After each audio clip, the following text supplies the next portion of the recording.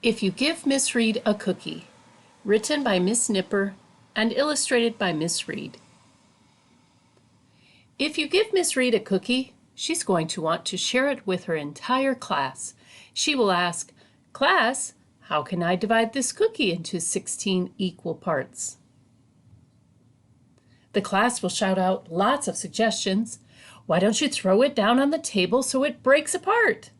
"No, get a knife and cut it, Miss Read." "Wait, what if we hang it from the ceiling and hit it with a stick like a piñata?" While everyone calls out answers, Miss Read magically holds up a whole bunch of cookies, enough for everyone in the class to have their very own. The whole class shouts, "Hooray for Miss Read!" while they gobble down their cookies. This book was a collaboration between Netzeburg 7th graders, 2nd graders, and their teachers. About the author. Do you know who teaches in the room up the long, narrow hallway next to the cafeteria stage? It's Miss Nipper, the middle school drama teacher. She's known to be a little crazy, but her students seem to like that about her, so she just keeps on being her unique and odd self.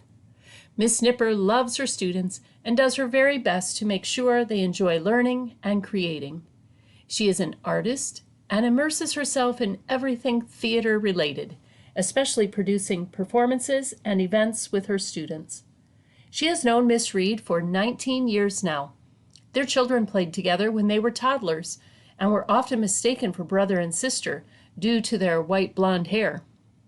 Miss Nipper also enjoys traveling, photography, hiking, riding, antiquing, and nature. Like a mouse, Miss Nipper has many responsibilities and is very busy. Maybe you can bake her some cookies? About the illustrator. Miss Read loves her mom's chocolate chip cookies with a glass of milk. That makes her think of other favorite treats from when she was a kid: root beer floats, angel food cake, and purple cow shakes. Cows? That makes Miss Read think of Iowa, where she grew up and had many friends who lived on farms.